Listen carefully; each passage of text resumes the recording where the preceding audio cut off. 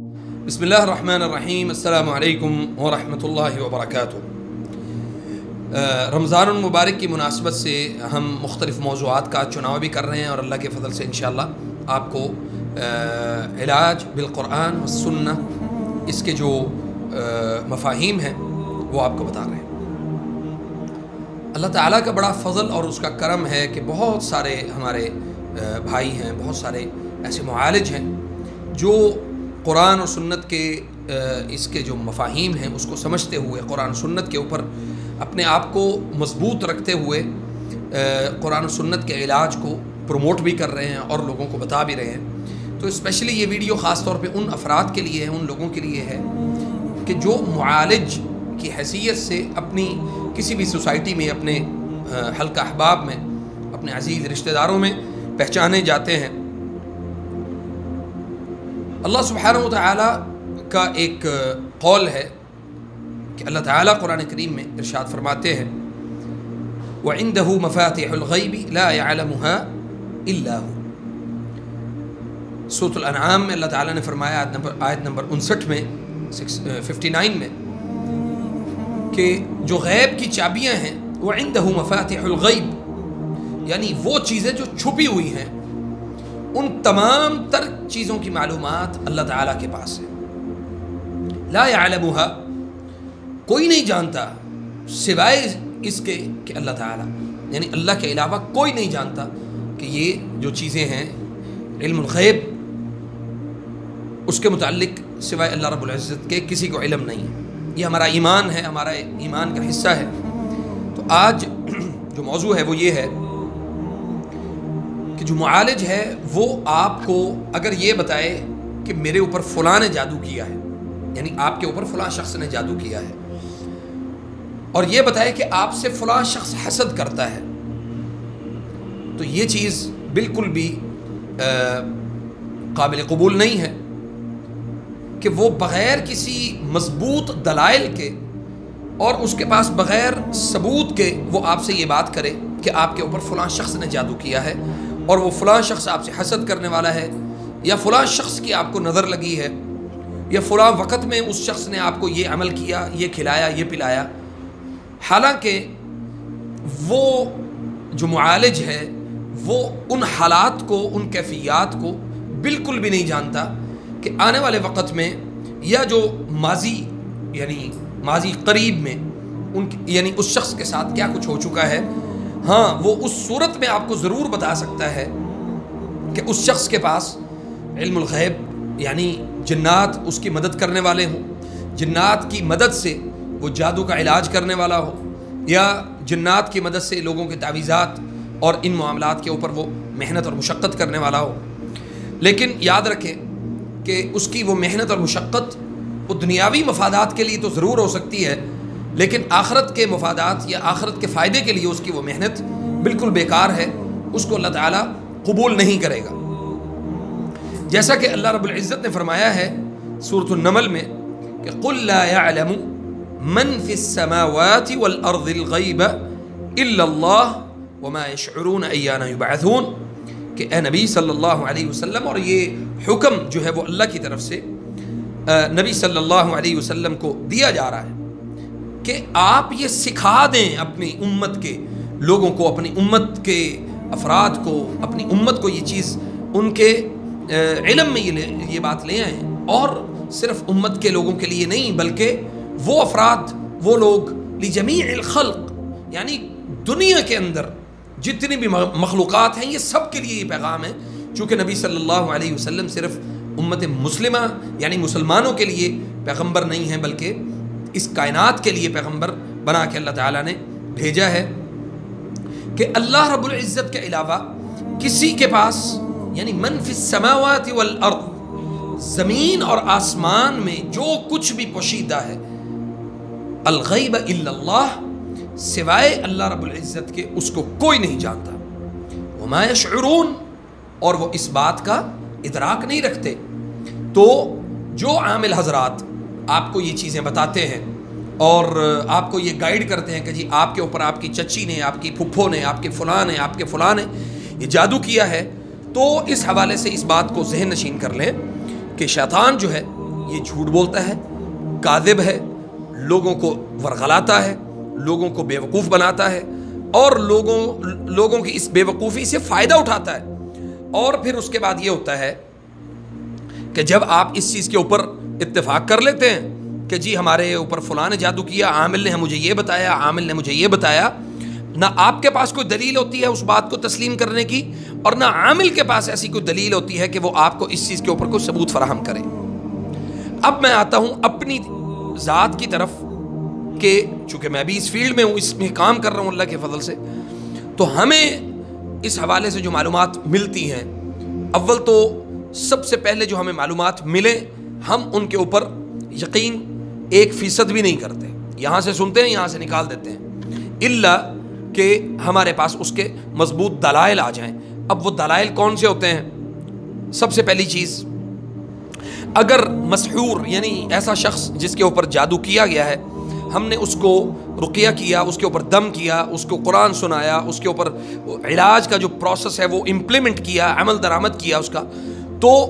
اس کی کیفیات بدلیں، اس کی صورتحال جیسے بدلتی ہے، ہم اس صورتحال کو بغور اس کا مطالعہ کرتے ہیں، اس کی کیفیات کو نوٹ کرتے ہیں اور پھر ہم دیکھتے ہیں کہ اس دوران اگر اس شخص کی زبان سے کوئی جن ہم کلام ہوا اور اس نے ہم سے بات چیت کی، چونکہ قرآن کا ایک زور ہے، ایک طاقت ہے اور ایک تاثیر ہے جو قرآن کریم، سبحان اللہ، جو قرآن کریم کی تاثیر کو شیاطین قبول نہیں کر پاتے، وہ پھر اپنی زبان سے بولنا شروع کرتے ہیں کہ ہمیں فلاں شخص نے بھیجا، فلاں نے جادو کروایا یا فلاں نے ایسا عمل کیا. تو اس کے بعد ہمارا اگلا جو پروسیس ہوتا ہے وہ یہ بالکل نہیں ہوتا کہ ہم فوری طور پہ اس ایکشن کے اوپر ہم اپنا ری ایکشن دینا شروع کر دیں، بلکہ ہم اس مریض کو، اس یعنی جو متاثرہ شخص ہے، ہم اس کو یہ بتائیں گے کہ آپ جا کے اپنا یہ علاج شروع کریں، آپ یہ جو آیات آپ کو دی گئی ہیں پڑھنے کے لیے، آپ وہ پروسیس شروع کریں. جیسے ہی اور پورے ایمان اور یقین کے ساتھ آپ اپنا علاج مکمل کریں، بفضل اللہ اگر وہ کیفیات اس کی اس نہج کے اوپر آ جاتی ہیں کہ اللہ تعالیٰ اس کو ریکور کرنا شروع کر دے، اللہ تعالیٰ اس کو صحت اور یعنی کامیابی کی طرف اس کو اللہ واپس لے کے آنا شروع کر دے، تو ہم اس میں یہ کرتے ہیں کہ ہم اس کو، مریض کو باقاعدہ طور پہ یہ سمجھاتے ہیں کہ جس شخص کا نام لیا گیا ہے بغیر اس شخص کو اطلاع کیے آپ اس کی کیفیات نوٹ کریں، اس کے احوال نوٹ کریں، اس کے معاملات نوٹ کریں. اگر وہ شخص بیمار ہے آپ کے علاج کرنے کے بعد، اور اسی طرح اگر وہ شخص اس کی کیفیات بدل گئی ہیں، اس کی صورتحال بدل گئی اور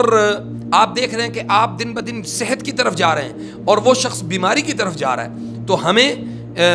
پھر بھی ہم کہتے ہیں کہ تب تک ہم اس بات کو یقینی بنائیں کہ آخر تک کہ وہ شخص اپنی زبان سے اقرار کر لے. اور بہت سارے لوگوں نے اپنی زبان سے اللہ کے فضل و کرم سے اقرار کیا اور انہوں نے اس بات کو مانا کہ اگر ہمارے ساتھ اس طرح کی کیفیات ہوئی ہیں، اس طرح کے معاملات ہوئے ہیں، تو میں آپ سے اللہ کے لیے معافی مانگتا ہوں یا مانگتی ہوں، میں نے یہ غلطی کی، میں نے یہ معاملات میں آپ کے لیے نقصان کا سوچا، میں نے فلاں شخص سے فلاں وقت میں آپ کے اوپر عملیات کروائے. اور یہاں پہ ایک اور چیز کلیئر کر دوں کہ اکثر لوگ کسی عامل یا کسی جادوگر کے پاس اس لیے ہرگز نہیں جاتے کہ وہ عملیات کروانے جاتے ہیں، یعنی وہ اس لیے ضرور جاتے ہیں کہ ان کا مسئلہ خراب ہے، معاملات خراب ہیں، شادیوں میں رکاوٹ کے مسائل ہیں، اولاد جو ہے نا وہ ان کی یعنی ان کے ساتھ